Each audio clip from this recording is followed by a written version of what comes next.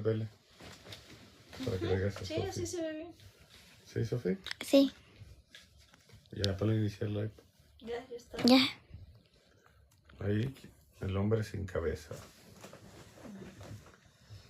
El hombre, el escritor, solía trabajar hasta muy avanzada la noche. Inmerso en la cima inquietante de sus propias fantasías, escribía cuentos de terror. La vieja casona de aspecto fantasmal en la que vivía le inspiraba historias en las que inocentes personas, distraídas de sus quehaceres, de pronto conocían el horror de enfrentar lo sobrenatural. Los cuentos de terror suelen tener dos protagonistas, uno que es víctima y testigo y otro que encara el mal.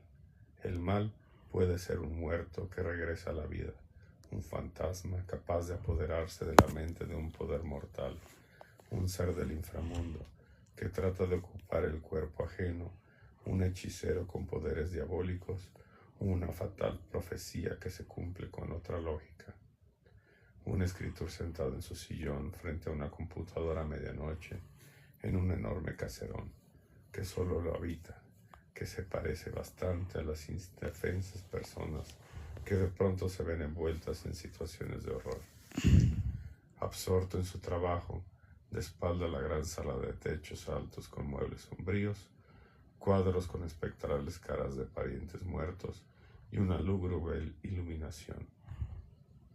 Bien podrían resultar él también una de esas víctimas que no advierten de su atacante sino hasta que un segundo antes de la fatalidad. El cuento que intentaba Chris Luton, que así se llamaba el escritor, trataba sobre un muerto que después de muchos años regresaba a la antigua casa en la que había vivido y donde lo habían asesinado. Puedes cambiar de monito si quieres. El muerto ¿Cómo? regresaba con un cometido, vengarse de quien lo había matado. También estaba muerto. ¿Cómo podía vengarse entonces? El muerto del cuento se iba a vengar de un descendiente de un asesino. La casa del escritor era un antiquísimo caserón, heredado de un tío, hermano de su padre, muerto de un modo macabro hacía mucho. Los padres no se ponían de acuerdo acerca de cómo había ocurrido el crimen, pero coincidían en un detalle. El cuerpo había sido encontrado en el sótano sin la cabeza. De chico, Lodman había escuchado esa historia decenas de veces. No pocas noches de su infancia las había pasado despierto, asustado, atento a los insignificantes ruidos de la casa. Una cortina agitada por el viento, el rechinar de una madera contraída por el frío, o un gato maullando en la azotea, provocaban en él estremecimientos y alarma, y contra su voluntad lo hacían imaginar historias de muertos y aparecidos. En esas historias eran común que apareciera aquel tío sin cabeza, o bien la cabeza del tío, sí, tal como lo conocía por fotos, pero sola, separada del cuerpo. Sin duda, esa remota impresión influyó en el oficio que terminó adoptando de adulto.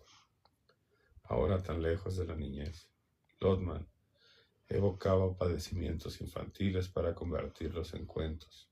A tal punto había superado aquellos miedos que podía enfrascarse largo rato en la historia, sin que lo perturbara el clima aterrador que él mismo había creado en sus lectores. En cierto momento hizo una pausa y al alzar la vista se vio reflejado en el vidrio. La oscuridad exterior lo convencía en espejo, así que se vio a sí mismo con la cara iluminada. Se dio cuenta y vio en la pared opuesta a la ventana su propia silueta, sin cabeza. Sintió un largo escalofrío. ¿Cómo podía ocurrir eso? Demoró un interminable instante en entender que, al alargarse la sombra, el cuerpo quedaba proyectado en la pared mientras la cabeza se veía reflejada en el techo. El incidente le pareció aprovechable para que esto que estaba escribiendo. El protagonista camina Camina alumbrándose con una vela y con algo premonitorio.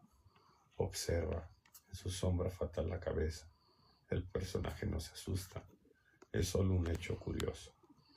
No se asusta porque conoce que en minutos su destino tendrá la relación de un hombre sin cabeza. Y tampoco se asusta, especuló Lotman, porque de ese modo se asustará más el lector. Terminó de escribir esa idea y apagó la computadora para dotar el cuento de detalles realistas. Se le ocurrió describir su propia casa. Tomó un cuaderno y apagó el velador que estaba sobre la mesa, y se dispuso a recorrer el caserón llevando una vela encendida. Querría experimentar las impresiones del personaje víctima, ver con sus ojos, percibir e inquietarse como él. Los detalles precisos aportan a los cuentos efectos verosimilitud, una historia increíble y hasta demasiado exagerada. Puede parecer verdad debido a la lógica de los eslabones con que se va armando, a los detalles precisos del escenario en que ocurre. Se dirigió al sótano. Los apolillados encastres de la escalera emitían aullidos ante cada pie apoyado. En el año que llevaba viviendo ahí, desde que había regresado a Europa, solo una vez se había asomado al sótano y no podía permanecer allí más de 2 minutos debido a la humedad. Las telas de araña, la cantidad de objetos uniformados por una capa de polvo y la desagradable sensación de encierro. Esta vez se detuvo en el medio del sótano y alzó la vela para distinguir mejor. Enseguida percibió el olor a humedad, la atmósfera asfixiante, y decidió regresar. Pero al girar, pateó involuntariamente en el pie de un maniquí, y en su afán de tomarlo antes de que cayera, derribó una pila de cajones que le cerraban el paso. Ahogado con una mueca de desesperación, intentó caminar por encima de las cosas, pero terminó trastabillado, cayó sobre un sillón desfondado y con él se volteó la vela y se apagó. Mientras trataba de orientarse, Lotman experimentó cómo a menudo les ocurría a los protagonistas de sus cuentos. La más pura desesperación. Estaba a oscuras, nerviosísimo, y no encontraba la salida. Sacudió las manos con violencia tratando de apartar telas de araña, pero éstas quedaban heridas en sus dedos y en su cara. Terminó gritando en el eco de su propio grito. Hizo los efectos de asustarlo más.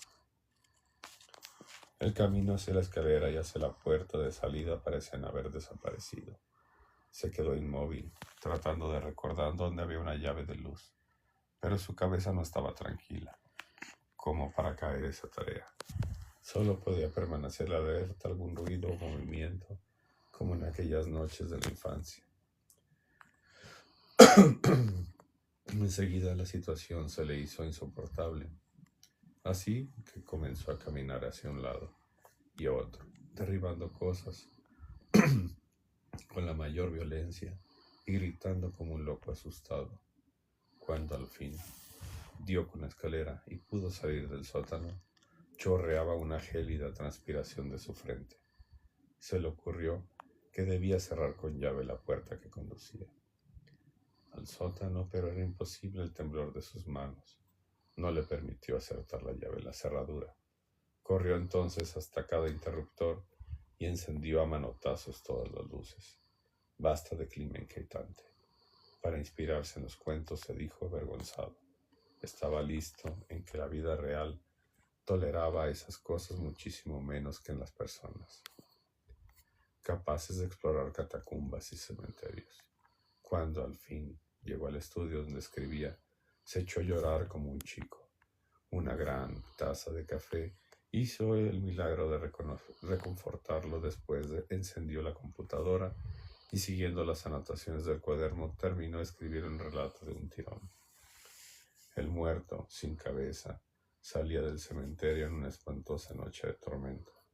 Había despertado de su muerte gracias a una profecía que le permitía llevar a cabo la desvelada venganza pensaba durante los instantes últimos de su agonía. Asesinar, cortándole la cabeza, al hijo de quien había sido su asesino, su propio hermano. Cuando Lodman le puso el punto final al texto, sintió el alivio típico de esos casos. Se dejó resbalar por unos centímetros en el sillón, apoyó la cabeza en el respaldo y cerró los ojos.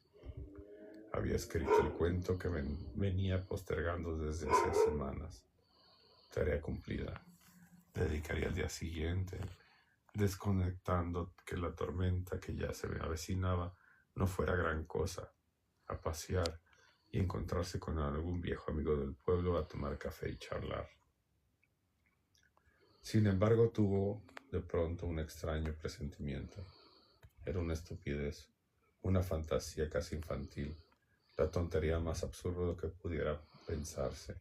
Estaba seguro de que había alguien detrás de él. Cobardía o desesperación. No se animaba a abrir los ojos y volverse a mirar. Por otro lado, no necesitaba darse vuelta. Delante tenía la ventana y ese vidrio que funcionaba como espejo. Pensó, con terror, que si había alguien detrás de él, lo vería de inmediato. Cuando al fin miró, en cierta forma vio lo que esperaba, aunque hubo un instante durante el cual se dijo que no podía ser cierto. Sin embargo, era indiscutible. Eso, que estaba reflejado en el vidrio de la ventana, lo que estaba detrás de él era un hombre sin cabeza, y lo que tenía en la mano era un largo y filoso cuchillo. En fin, ese es El hombre sin cabeza de Ricardo Marino. ¿Te gustó, Sofía? Sí. Ándale.